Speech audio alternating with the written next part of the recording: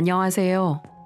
세월이 먼지 어느덧 제 나이도 70이 넘어 70하고도 2살을 더 먹게 되었습니다.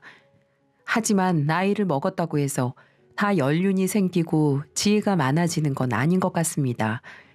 잘 살아낸 인생이 무엇인지, 어떤 결정이 옳은 것인지 참 알기가 어렵네요. 저는 제 인생이 참 박복하다는 생각을 많이 하며 살았어요. 일찍이 남편을 잃고 과부가 되면서 일남일녀를 혼자서 키우며 별의별 일을 다 겪었거든요. 과부의 몸으로 여자 혼자 애들 둘을 키운다는 건 아무나 할 수 있는 일은 아니에요. 한창 키울 당시에는 아이들만 보며 살았기 때문에 잘 몰랐는데 이제야 조금의 여유가 생겨 지난 날을 돌이켜보니 참 쉽지 않은 세월을 보냈구나 싶네요. 그리고 그렇게 쉽지 않은 시간을 보내놓고도 현재 또 저는 인생에서 참 쓴 선택을 해야 하는 기로에 놓여 있습니다. 고민이 많이 되고 어떤 것이 과연 옳은 것인가 사연을 함께 듣는 분들의 생각을 듣고 싶어서 글을 적게 되었어요. 저는 늦게서야 남편을 만나 20대 후반이 되어 결혼을 했습니다. 제 또래 중에서는 한참 늦게 시집을 가게 되는 상황이었죠. 그래도 다행히 좋은 남편을 만나 거의 10년 가까이는 행복하게 잘 살았습니다. 결혼 후 아이도 바로 생겨 바로 다음 해에 장남을 낳게 되었고 2년 뒤에 둘째 딸을 낳았습니다. 그 후로 남편과 열심히 돈을 벌어 우리 4식구가 여유롭게 살 수 있는 집으로 이사를 갔어요. 거기까지도 참 좋았네요. 하지만 그때 저의 삶에 첫 번째 비극이 찾아왔습니다. 첫째가 9살이 되고 둘째가 7살이 되던 해 남편이 갑작스럽게 교통사고로 세상을 떠나게 되었거든요. 그땐 정말 참으로 막막하더군요. 그 당시 남편은 회사를 다니고 있었고 저는 집에서 아이들을 키우며 소소한 부엌거리를 하고 있었는데 남편이 일을 마치고 집으로 돌아오던 중 건너편에서 중앙선을 침범해 달려오던 차량과 부딪혀 그 자리에서 숨을 거두게 되었고 저는 그 길로 순식간에 과부가 되면서 아이들을 책임져야 했습니다. 그 당시 너무나도 처참한 저의 현실에 남편의 장례를 치르면서 아이들을 붙잡고 얼마나 울었는지 몰라요. 아이들은 어렸기 때문에 영문도 모른 채 저를 따라 울었고 저는 이 어린 새끼들을 어떻게 감당해야 하나 싶어 모든 것이 두렵고 무서웠습니다. 주변에서는 39세의 어린 나이에 과부가 되었다 보니 재혼을 하라는 소리도 있었어요. 그럼에도 불구하고 저는 아니었어요. 아이들에게 혼란을 주고 싶지 않았거든요. 그래서 조금 무리가 되더라도 저는 악착같이 버티고 버텨서 저의 아들과 딸을 잘 키우기 위해서 노력했어요. 하지만 역시나 세상은 녹록지 않더군요. 그동안 모아놓은 돈과 남편의 사망보험금을 다 끌어모아 식당을 하나 차렸지만 한 번도 식당을 해보지 않았던 저는 1년 만에 망해버리고 말았습니다. 한 푼이라도 더 벌려고 뭣도 모르고 시작했다가 큰 낭패를 보고 만 것이었죠. 저도 결혼 전에는 일반 회사에 다니는 사람이었기 때문에 식당 운영에 대한 노하우가 전혀 없었고 결국에는 그 결과가 완전히 폭삭 망해버리는 결과로 나올 수밖에 없었죠. 전 재산을 다 털어 운영한 식당이 망하고 나서는 돈이 없었습니다. 그래서 어렵게 시장에 자리를 하나 구해 노점상을 시작하게 되었어요. 참, 과부의 신분으로 시장에서 노점상을 운영하는 일이란 지금 생각해도 끔찍하고 힘든 날들의 연속이었습니다. 여자 혼자 2명의 아이를 키운다는 건 주변 속 없는 남자들에게는 아주 좋은 먹잇감이었으니까요. 그래서 시장 한복판에서 치근덕거리는 놈들이 한두 명이 아니었습니다. 우리 한번 만나보자. 순대 10,000원어치 팔아줄 테니까 데이트해주라. 얼굴이 반반한데 5만 원 줄 테니 오늘 한번 즐겨보자. 등등 이런 치욕스러운 말을 들어야 했고 그러다가 거부라도 하는 날에는 와서 깽판을 친다거나 김밥을 제 앞에서 밟아 뭉개버린다거나 오뎅 국물 그 뜨거운 국물을 제 얼굴에 던지기도 하는 인간들도 있었습니다. 30년 전 그때만 생각하면 아직도 잊혀지지가 않네요. 하지만 전 어떻게든 버텨야 했어요. 제게는 저만 바라보는 두 아이가 있었으니까요. 하지만 그때는 너무 외롭더군요. 절 보듬어주고 토닥여주는 사람이 한 명도 없었습니다. 그럴 때마다 먼저 세상을 떠난 남편이 그리워 하루하루 얼마나 울었는지 모릅니다. 하지만 하나 다행이었던 건 우리 아이들은 이런 저의 고생을 잘 알고 너무나 착하게 커주었다는 점이죠.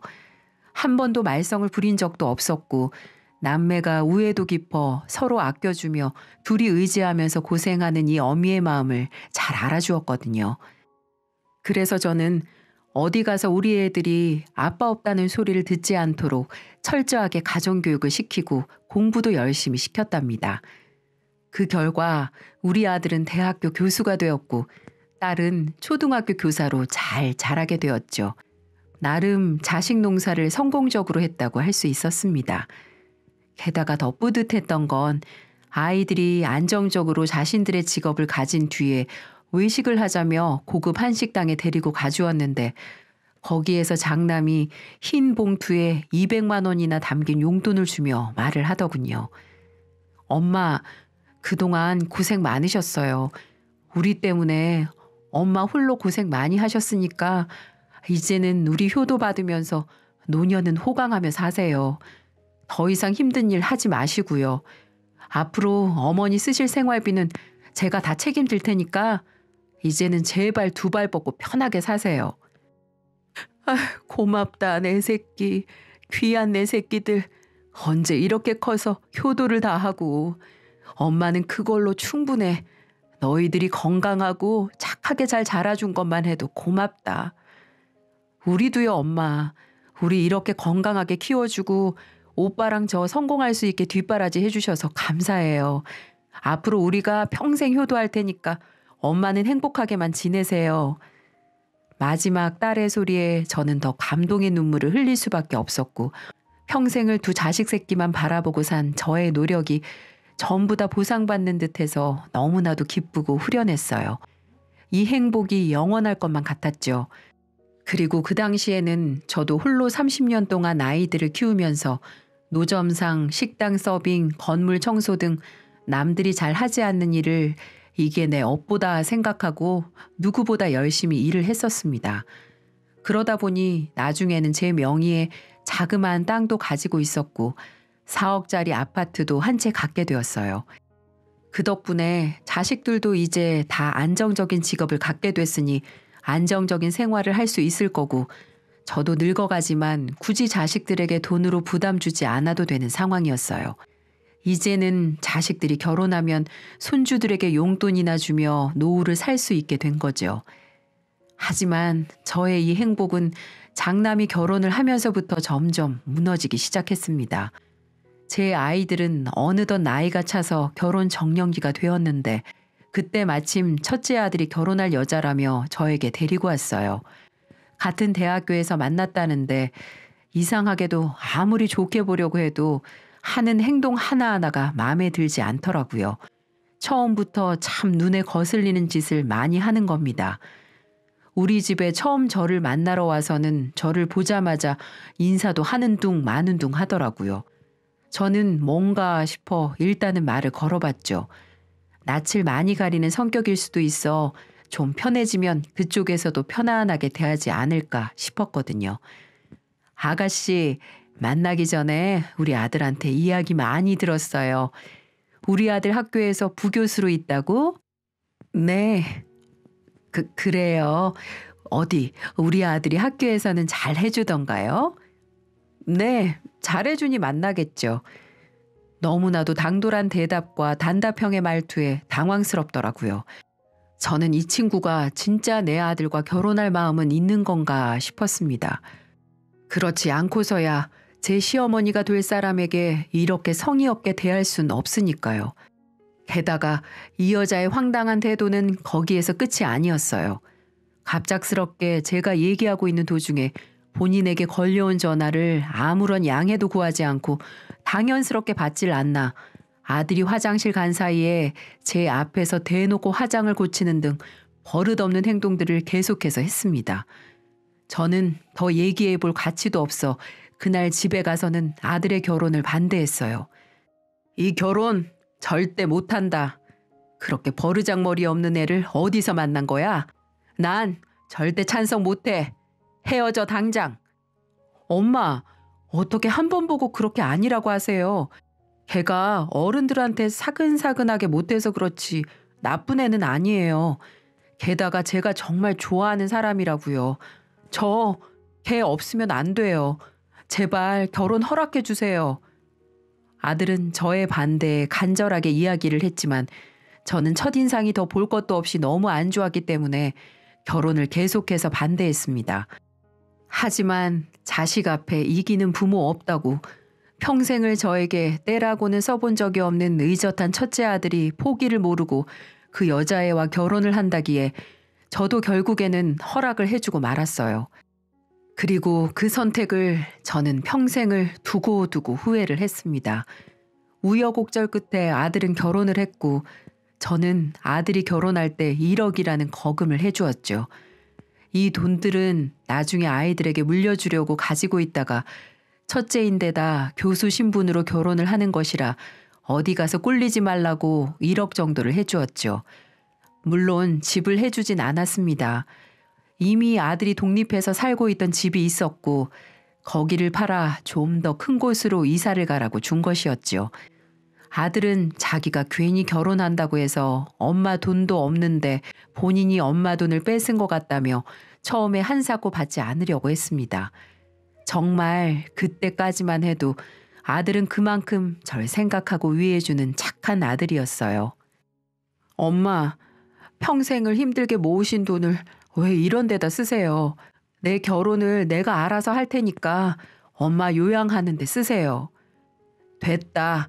내 아들 장가 가는데 이 엄마가 다른 건 못 해줘도 이건 해야지. 이걸로 세아가 서운하지 않게 결혼식 잘 준비해서 해줘. 엄마, 정말 감사합니다. 저 정말 잘 살게요. 결혼 허락해 주신 것도 정말 감사해요. 그래, 대신에 잘 살아. 나는 아직까지도 세아가가 마음에 들진 않지만 네가 좋다고 해서 허락한 거야. 그러니까 보란 듯이 잘 살아. 그때까지만 해도 아들과 저의 사이는 한 군데 나무랄 데 없이 너무나 좋았습니다. 하지만 아들이 본격적으로 결혼을 하게 되면서 우리의 모자 사이는 점점 금이 가기 시작했죠. 결혼 전에는 그래도 주말에라도 본가로 들어와서 밥을 먹고 수시로 안부 전화를 하던 아들이 결혼 후에는 본가에 들르는 것도 거의 하지 않고 그 잘하던 안부 전화도 하지 않았어요. 집에 오는 거야 이제는 제 처가 있으니까 어렵다고 하더라도 안부 전화까지 안 하니 서운한 마음이 들더라고요. 그래서 제가 한 번씩 아들에게 전화를 걸었고 처음에는 잘 받던 아들이 나중에는 점점 짜증을 부리기 시작했어요. 아들, 오늘도 바쁜가 보네. 요즘 퐁 전화가 없어서 말이야. 아이 참 엄마도. 그럼 가정도 있고 사회에서 일도 하고 있는 사람이 바쁜 게 당연한 거죠. 왜 이렇게 전화해서 사람 곤란하게 만드세요? 제발 전화 좀 그만하세요. 심심하시면 동생한테나 연락해 보시던가요. 뭐라고? 넌 무슨 말을 그렇게 심하게 하니? 사실이 그렇잖아요. 저 진짜 벅차요. 오늘도 얼른 일 끝내고 집에 들어가 봐야 되니까 이만 끊을게요. 지 할 말만 해버리고 가차없이 전화를 끊어버리는 아들을 보면서 저는 너무나 서운했습니다. 하지만 이해할 수밖에 없었어요. 가정이 있으면 당연히 거기에 신경을 많이 쏟게 될 수밖에 없을 테니까요. 하지만 서운함은 여기에서 그치지 않았습니다. 결혼 후 1년 정도 지나 며느리가 임신을 해 출산을 하게 되었고 저는 눈에 넣어도 안 아플 손자를 보기 위해 아들 집에 간 적이 있었어요. 아들은 그때 대학교에서 일을 하고 있어서 집에는 며느리뿐이었죠. 그렇게 아들 집에 가서 손주를 보자마자 눈물이 바로 나오더라고요. 내 아들이, 내 새끼가 이렇게 아들을 낳았다는 게 믿겨지지가 않았거든요. 그래서 너무 예쁜 나머지 깜빡하고 손을 씻지 않은 채 손자를 만졌는데 며느리가 그걸 보더니 소스라치게 놀라면서 내게 큰 소리를 치는 겁니다. 어머니, 미치셨어요? 어머니 손도 안 씻고 아이를 만지면 어떡해요? 우리 애기 세균에 감염되면 어머님이 책임지실 거예요? 그 더러운 손으로 만져서 잘못되면 책임지실 거냐고요? 아니, 너 무슨 소리를 그렇게 서운하게 하는 거니? 깜빡하고 그럴 수도 있는 거지. 뭘 그런 걸로 시애미한테 윽박을 질러 지르기는? 몰라요. 이래서 어머니 저희가 나중에 오라고 했던 거예요. 모르겠어요. 이제 어머니 저희 집에 찾아오는 거 자제해 주세요. 진짜 얼마나 불편한지 아세요? 어머니 아들 사는 집이라고 해서 아들만 사는 거 아니잖아요. 이 며느리 생각도 해주셔야죠. 그래, 됐다.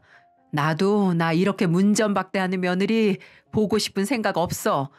어쩜 그렇게 괘씸하게 말을 할 수 있는 거냐? 다시는 안 오마. 저도 화도 나고 괘씸한 며느리 태도를 보면서 분한 마음을 감출 수가 없었습니다. 하지만 그 뒤의 태도들이 더욱더 괘씸하더군요. 그날 저는 아들에게 전화를 해서 며느리의 만행에 대해서 이야기를 했더니 글쎄 되려 저에게 들려오는 소리는 더욱더 가관이었습니다. 엄마가 잘못했네요. 그러니까 왜 그렇게 집에 자주 오세요? 애도 집사람이 얼마나 애지중지하게 키우고 있는데 이제 우리가 본가로 갈 때까지는 절대 찾아오지 마세요. 그게 엄마한테도 좋을 것 같아요. 뭐야? 나도 너 애지중지 키웠어도 그따위로는 안 했어. 어디서 그따위로 버릇없게 행동을 하는데도 너는 네 마누라 편만 드는 거냐? 됐다. 다 필요 없어. 너도 다시는 집에 찾아오지도 마라. 알았어요. 그럼 당분간 보지 않는 걸로 해요. 저도 요즘 엄마가 부담스러워서 아내한테 눈치가 얼마나 보이는 줄 몰라요. 서로 안 보는 게 지금은 더 편하겠네요. 뭐라고? 지금 나랑 인연을 끊자는 거냐? 내가 널 그동안 어떻게 키웠는데 왜 며느리 그년이 나하고 왕래도 하지 말고 영 끊으라고 하든? 오냐? 알았다. 잘 알았으니까 다시는 연락하지 말거라. 이 나쁜 놈아. 저는 서운하고 괘씸한 마음에 아들에게도 쏘아붙였습니다. 하지만 정말로 그 둘은 연을 끊을 생각인 건지 그날 이후로 명절이나 제 생일 때도 3년 동안 저희 집에 찾아오지도 않았고 한 번은 제가 아파 병원에 한 달 정도 입원을 했을 때도 전화 한 통을 주질 않는 겁니다. 딸이 아들에게 연락을 했는데도 말이죠. 절 생각해주고 간호해준 건 둘째 딸 뿐이었습니다. 병실에서 천장을 보며 누워있는데 얼마나 서럽게 눈물이 나든지 그때 저는 결심했어요. 아들 그냥 없는 셈 치고 살겠다고요. 그리고는 아무것도 그들에게 해주고 싶지 않아 버린 자식으로 생각을 해버리고는 오로지 둘째 딸만 제 자식으로 치며 지내고 있었어요. 그러다 둘째 딸도 이듬해 결혼을 하게 되었죠. 보니까 사위 될 사람이 착하고 사람 좋아 보이긴 한데 사돈네가 집 형편이 좋지 않아 신혼집을 구하기 힘들 정도로 어렵다는 얘기를 딸에게 조심스럽게 들었습니다. 딸은 사위의 능력을 보지 않고 사람 됨됨이 하나만 보고 믿고 결혼을 한다는 거였어요. 그래도 나름 직장도 다니고 있었고 딸에게 이 남자가 있으면 외롭지 않고 행복하게 살 수 있을 것 같아 결혼을 허락해 주었죠. 그리고 제가 가지고 있던 3억짜리 땅을 팔아 신혼집을 구하는데 보태라고 물론 사위가 착하고 좋다고는 하지만 나중에는 어떻게 될지 모르니 아파트 명의는 딸의 이름으로 하는 조건으로 주게 되었습니다. 그 이야기를 전 아들에게도 흘렸습니다. 문자를 보내서는 딸한테 땅을 팔아 신혼집을 얻어줬고 내가 사는 집도 내가 죽으면 사회에 기부하거나 딸한테 전부 줄 거라고요. 제가 왜 굳이 아들에게 연락을 했는 줄 아시나요? 아들은 몇 달 전부터 제가 전화를 안 받으니까 문자가 와서는 갑자기 사돈네 그러니까 처갓집이 안 좋은 일이 생겨 본인이 좀 도와줘야겠다면서 5천만 원을 도와주라고 부탁을 하는 겁니다. 그래서 전 당연히 너 같은 놈에게 줄 돈도 없는데 내가 니네 처갓집까지 도와줘야 되는 거냐며 다시는 연락하지 말라고 한 적이 있었어요. 참 황당하더군요. 제가 힘들게 30년 동안 모아온 돈을 지 마누라 친정집을 도와준다며 5천만 원을 내놓으라뇨. 아들은 제가 땅이 있었다는 걸 알고 있었고 당연히 아들이니까 도와줄 거라 생각을 했었나 보네요. 그동안 한 번도 연락도 아프다고 해도 찾지도 않던 놈이 돈이 필요하니 그제서야 지 애미를 찾는 걸 보고서는 이렇게 혀를 찰 수밖에 없었습니다. 그래서 제가 더 이상 너한테 줄 돈 없으니 돈 같은 거 바라지 말라고 연락을 했던 거였죠. 그러자 그날부터 난리가 아니었습니다. 대뜸 집으로 찾아와서는 어떻게 그럴 수 있냐며 다 큰 놈이 소리를 지르기 시작하는데 다시 한번 느꼈습니다. 제가 그동안 아들을 잘못 키웠다는 사실을 말이죠. 엄마, 누구냐? 나는 댁 같은 아들 둔 적 없는데? 엄마, 진짜 왜 그러세요? 도대체 그 땅을 팔아서 왜 윤서한테만 아파트를 해주는 건데요? 저는 이 집 가족도 아니에요? 나도 아들이잖아요. 그리고 저 결혼할 때 1억밖에 안 해주셨잖아요. 이렇게 차별하는 게 어딨어요? 뭐야? 내 돈 가지고 내 마음대로 주겠다는데 네가 무슨 상관이야? 너는 네 잘난 처랑 새끼 있으니까 그걸로 된 거 아니냐? 문전박대 할 때는 언제고 갑자기 찾아와 난리야 난리가. 그리고 가족? 가족 좋아하시네. 나는 너 같은 천하의 나쁜 놈은 아들로 둔 적이 없다. 당장 썩 안 꺼져? 엄마, 진짜 왜 그러세요? 이렇게 자기 자식을 내팽개칠 수가 있어요? 그럼 나 이 집 담보로 대출 받아서 1억만 주세요. 그럼 더 이상 아무것도 바라지 않을게요. 정말 제가 돈이 필요해서 그래요. 뭐? 대출? 미쳤냐? 그리고 너는 돈 필요할 때만 가족이고 엄마냐? 평생을 키워준 은혜도 모르고 고작 몇 년 같이 산 망할 놈의 그 며느리가 그렇게 좋더냐?